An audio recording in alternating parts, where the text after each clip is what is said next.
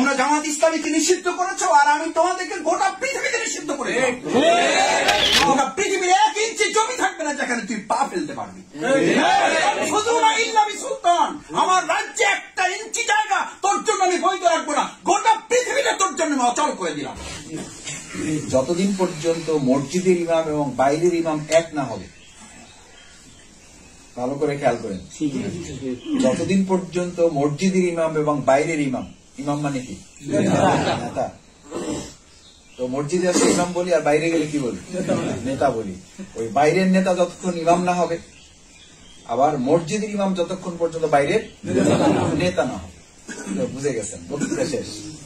যতক্ষণ পর্যন্ত বাইরের নেতারা মসজিদে ইমাম হন নাই ততক্ষণ পর্যন্ত মদিনায় শান্তি প্রতিষ্ঠা হয় নাই। যতক্ষণ পর্যন্ত মসজিদের নববীর ইমাম মদিনা রাষ্ট্রের রাষ্ট্রপতি হয় নাই ততক্ষণ পর্যন্ত মদিনায়।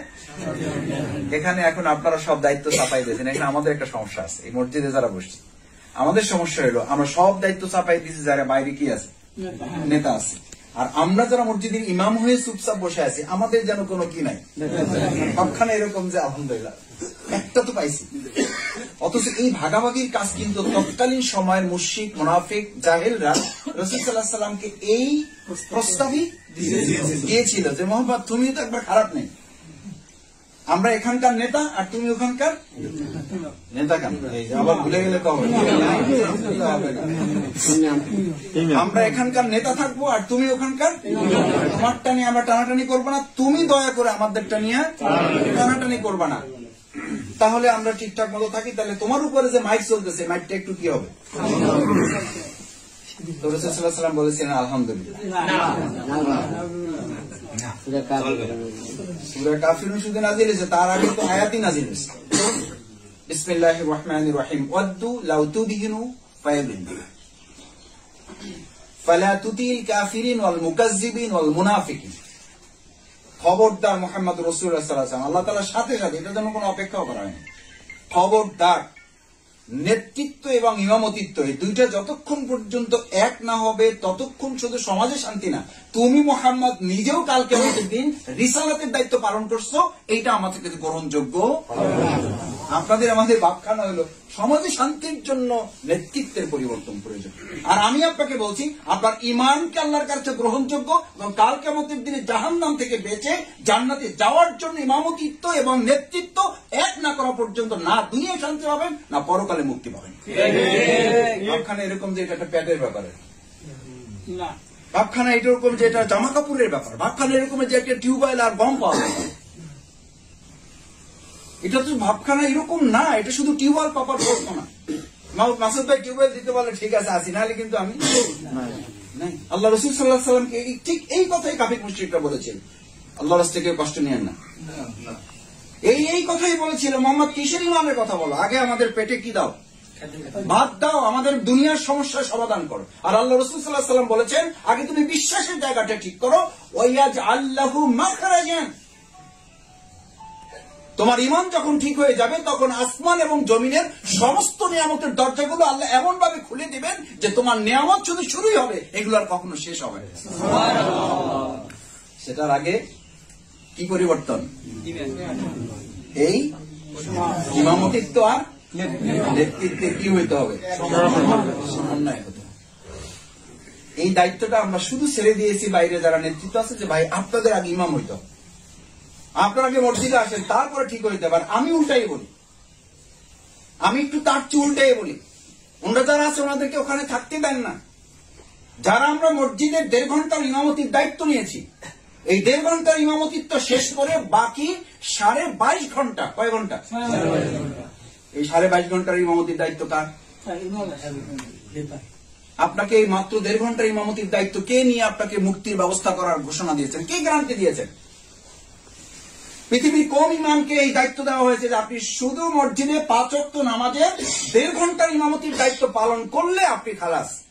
তাহলে প্রিয়নবী মুহাম্মদ রাসূলুল্লাহ সাল্লাল্লাহু আলাইহি ওয়াসাল্লাম তো শুধু সেই ইমামতির উদাহরণই আমাদের সামনে পেশ করতেন যে আমি শুধুমাত্র 5 ওয়াক্ত নামাজের কি ইমাম, এরপরে বাইরে মারামারি হবে ওইটা সমাধানের আমি কি না ইমাম না। এরপরে বাইরে মানুষের খাদ্যের সংকট হবে, ওটা সমাধানের ইমাম আমি না। এরপরে বাইরে ধর্ষণ চলবে, ওটা সমাধানের ইমাম আমি না। এরপরে বাইরে লুটতরাজ, অন্যায়, রাহাজারি, খুন চলবে, গুম চলবে, মানুষের উপর অত্যাচার, নির্যাতন, নির্মমতা চলবে, হামলা চলবে, মামলা চলবে, জুলুম চলবে, এটা সমাধানের ইমাম আমি না। আমি এসবের মধ্যে নাই, কারণ আমি একজন মুত্তাকি লোক। এরকম মুত্তাকি লোক শুধু যশোর, টাঙ্গাইল আর রাজশাহীতে পাওয়া যায়। বাউফালেও পাওয়া গেলে যাইতে পারে। এখানে আমরা যারা আছি এর মধ্যে তো প্রশ্নই ওঠে না।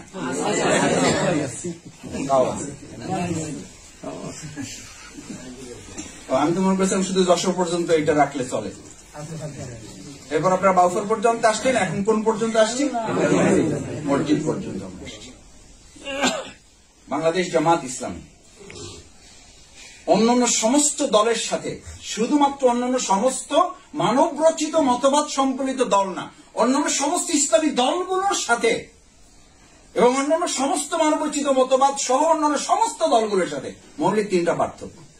অন্যান্য সমস্ত দলের প্রথম লক্ষ্য হচ্ছে যা সফলতা, যা ব্যর্থতা সব দুনিয়া থেকে হবে, শেষ হবে, শুরুও হবে।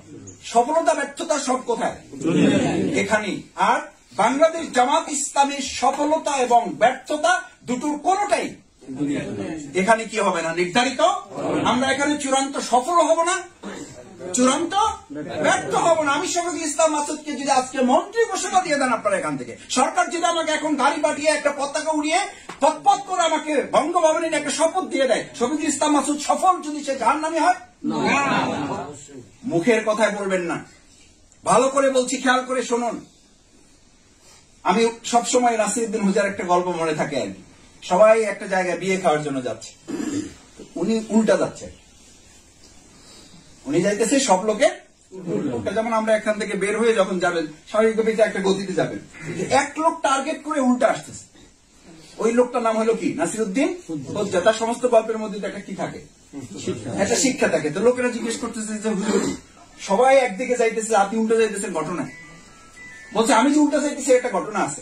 সবাই যেভাবে একদিকে যাইতেছে তাতে আমার সন্দেহ হইতেছে যে পৃথিবীটা ওই দিকে কি হয়ে যেতে পারে, যাইবে যেতে পারে। আমি ব্যক্তি অন্তত একা উল্টা দিকে যাই, চেষ্টা করতে তো অসুবিধা নাই।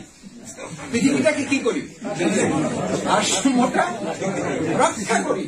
এরপরে কি হবে সেটা অন্য ব্যাপার। তো যখন যেখানে নির্বাচনী প্রোগ্রাম চলে আমাদের, আমি সেখানে একটু আদর্শিক কথা বেশি বলি, আর যেখানে পুরো সাংগঠনিক প্রোগ্রাম হয় সেখানে আমি একটু নির্বাচনের কথা বলি। কি করার জন্য? একটু ব্যালেন্স। আপনারা এখন ফুল একটা মেজাজে আছেন। কি মেজাজে? যে মাসুদ ভাই যদি 20 মিনিট কথা বলে তাহলে 19 মিনিট 59 সেকেন্ড কিসের উপরে কথা বলবেন, আর শেষে বলবেন আমাদের কিন্তু জান্নাত জাহান্নামও আছে। ঠিক আছে ভাইয়েরা, মনে রাখবেন, এটাও কিন্তু আমাদের খেয়াল রাখা দরকার। আলহামদুলিল্লাহ, আপনারা আমাদের জন্য দোয়া করবেন।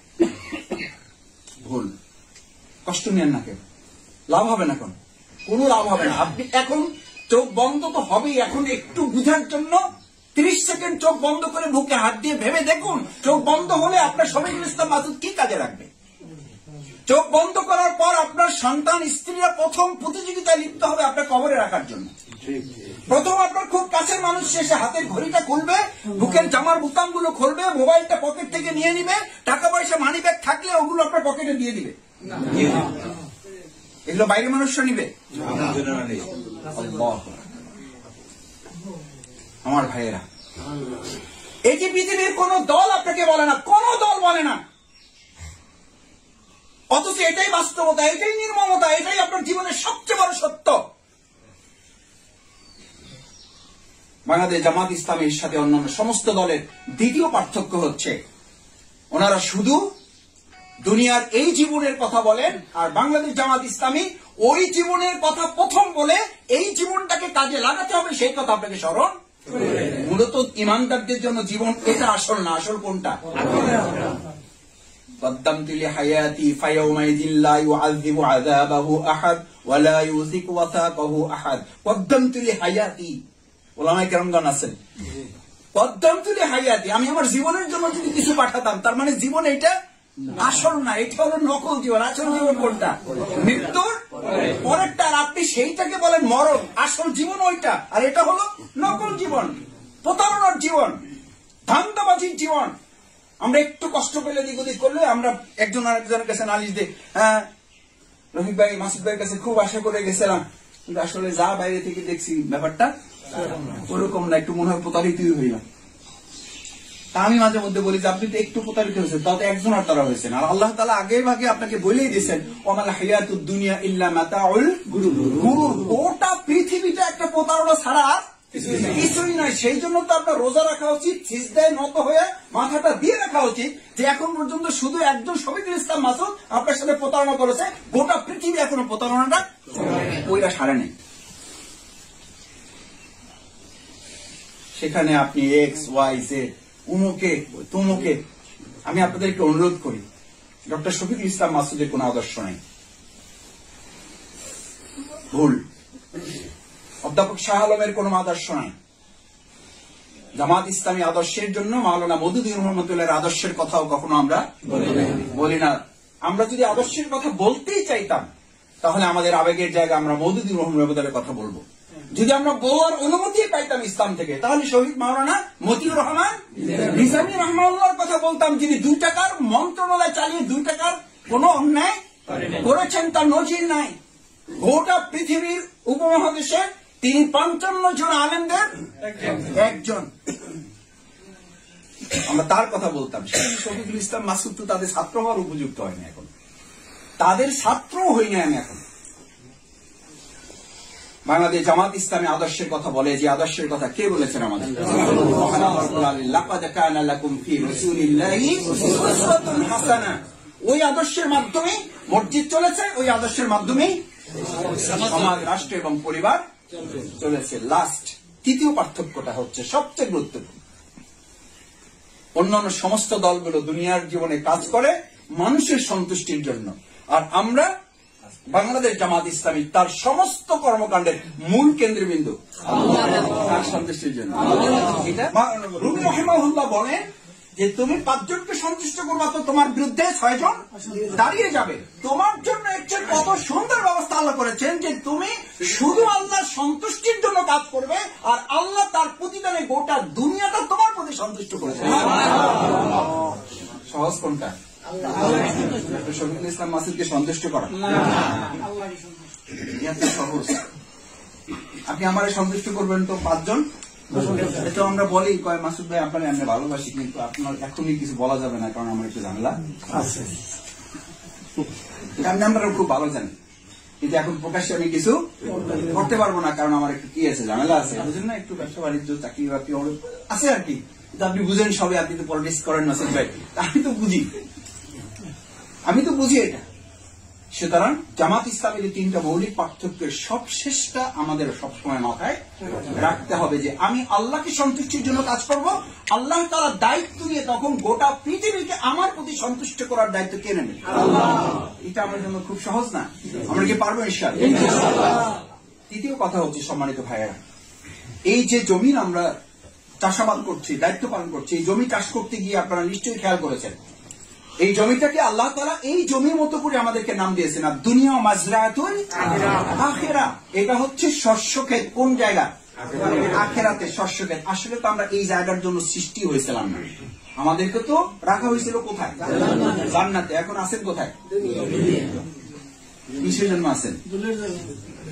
ভুলের জন্য। যদি ঢাকা থেকে কাউকে কোনো ত্রুটির জন্য বান্দরবান, রাঙামাটি, খাগড়াছড়ি পাঠায়, ওইটাকে কি পিরিয়ড বলে? পানিশমেন্ট পিরিয়ড বলে। কি পিরিয়ড? কোথায় পাঠাইছে? আমরা ছিলাম তো জান্নাতে, ওখান থেকে একটু এদিক ওদিক হওয়ার জন্য কোথায় পাঠাইছে? কি পিরিয়ড চলতেছে? সেই পানিশমেন্ট পিরিয়ডে আপনি ডাক্তার, আপনি ইঞ্জিনিয়ার, আপনি লয়ার, আপনি ব্যারিস্টার, আপনি লেকচারার, আপনি গবেষক, কি কত পরিচয় আপনার। অথচ এই পরিচয় জগৎটাকে আল্লাহ রাসূল সাল্লাল্লাহু আলাইহি ওয়াসাল্লাম বলেছেন কিচ্ছু না এগুলো। আর দুনিয়া সিজনুন মুমিনিন, এটা মুমিনদের জন্য স্রেফ জেলখানা। জেলখানায় কারা থাকে? এত দূর থেকে কথা বলেন কেন? একটু নিজে নিজে কথা বলবেন। আসামি মানে জেলখানায় কারা থাকে? আর ইংলিশে বলেন তাহলে আর একটু ভালো বুঝবেন। ক্রিমিনালরা থাকে। কারা থাকে? ক্রিমিনালরা থাকে। তো আল্লাহ রাসূল সাল্লাল্লাহু আলাইহি ওয়াসাল্লাম এই দুনিয়াটাকে ইমানদারদের জন্য ক্রিমিনাল বলতেছি না আপনাদেরকে,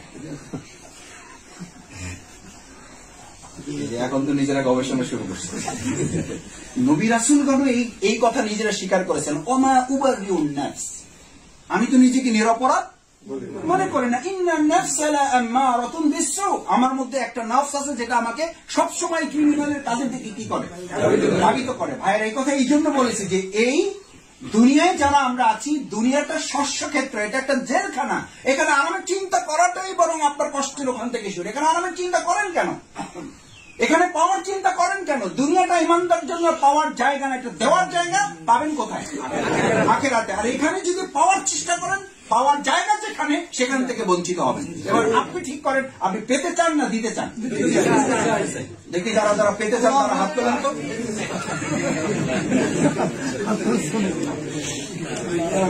এবার দুনিয়াতে পেতে চান না দিতে চান? দেখি কারা কারা দিতে চান।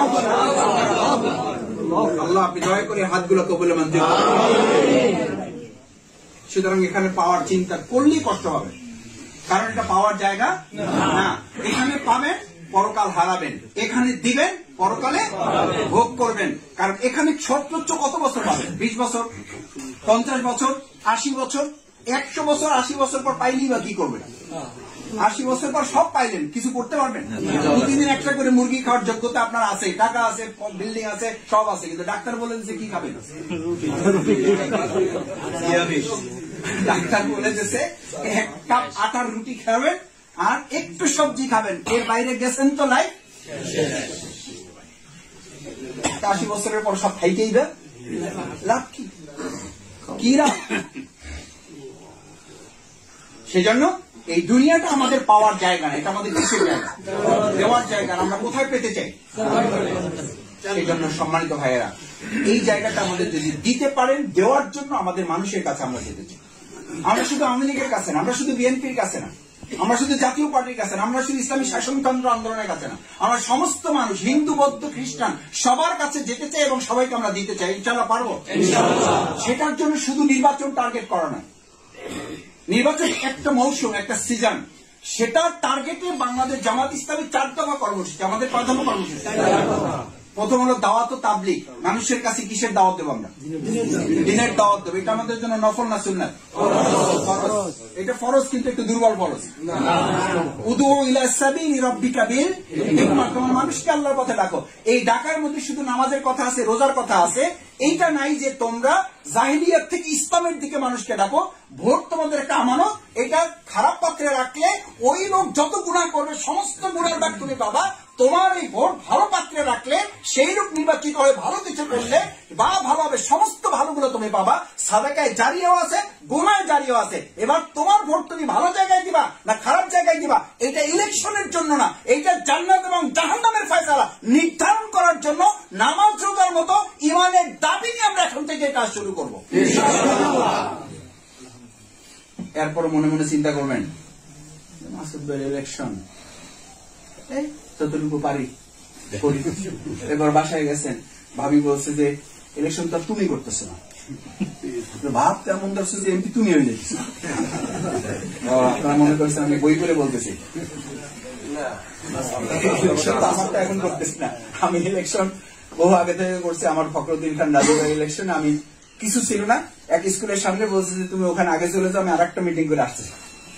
কিচ্ছু নাই, কেউ নাই, মানে হেডমাস্টার একটা মাসিও নেই। মাইক একটা লাগাইছি, সামনে একটা টেবিল দিয়েছি, বক্তৃতা শুরু করছি, তো গলা টলা ভাইয়ে শেষ হয়ে যেতেছে, লোক কিছু আসছে। এরপরে ভাইয়ারে বলা হয়েছে যে এবার আপনি আসতে পারেন, খেলা দেখানো শেষ, এবার ওষুধ বিক্রি। জানেন তো সাপের খেলা দেখানো কি শেষ, এবার কি বিক্রি শুরু হবে? ওষুধ বিক্রি শুরু।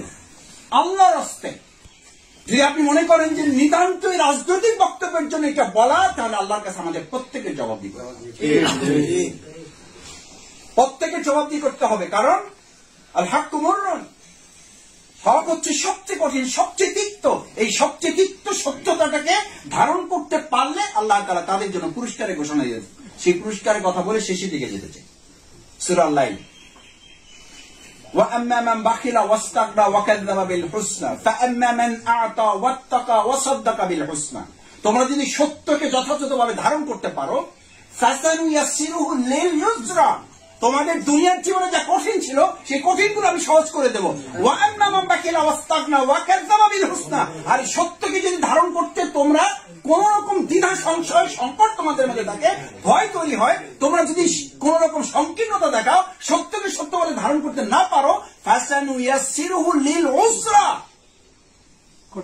যা কঠিন ছিল না সেটাও আমি তোমাদের জন্য কি করে দেবো। কালকে আমার এক রিলেটিভ আমাকে বলতেছে যে মামা আমরা বুঝতেছি না জীবনটা দিন দিন কেমন যেন, মানে যে কাজটা সহজ ছিল মানে সেটাও কি হয়ে গেছে। আমি বললাম এই তো বাইক না, লাইন বুঝে ফেলছো তুমি, এটা তোমার কথা না, এটা কোথাকার কথা, কোরআনের কথা। অসদ্দাকাবিল হোসনা, সত্যকে সত্য বলে যদি আপনি সাহস করে দাঁড়িয়ে যেতে পারেন তাহলে কঠিনটা আপনার জন্য কি হয়ে যাবে। আর যদি সত্যকে সত্য বলে ধারণ করতে আপনি কৌশলী ভূমিকার অংশ হিসাবে মিথ্যার আশ্রয় নেন, আপনি যদি মনে করেন এই অবস্থাটা এরকম থেকে কিছুদিন পরে এটা কেটে যাবে, কেটে যাবে না, বরং আরো জগদ্দল পাথর হয়ে চেপে বসেছে, বসছে, এর চেয়ে বড় পাহাড় সমান হয়ে আমাদের ঘাড়ে বসে যাবে, কিচ্ছু করতে পারবে না। বসে গেছে না, যায় না।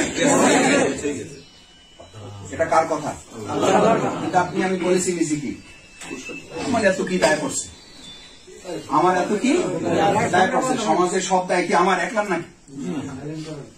এই দেশ গোল্লা গেলে তাতে আমার কি, এই দেশ গোল্লা গেলে তাতে আমার কি? এরকম কিছু মুত্তাকি লোকেরা বলেছিল, একটা জনপদের কিছু মুত্তাকি লোকেরা এরকম সিদ্ধান্ত নিয়েছিল যে এই জনপদ গোল্লায় গেলে তো আমার কি, আমি তো নামাজ পড়ছি, আমি তো তাহাজ্জুদ পড়ছি, আমি তো চোখের এক পলক পর পর্যন্ত সময় কোন অন্যায় করছি না।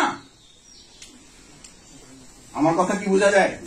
সেই জনপদ ধ্বংস করা হয়েছে না উন্নয়ন করা হয়েছে? সেই পদ্মা সেতু থাকা সত্ত্বেও না পদ্মা সেতু ছাড়াই আমাদের চোখে উন্নয়ন কিসের? পদ্মা সেতুর। আমাদের চোখের সামনে উন্নয়ন মেট্রো রেলে।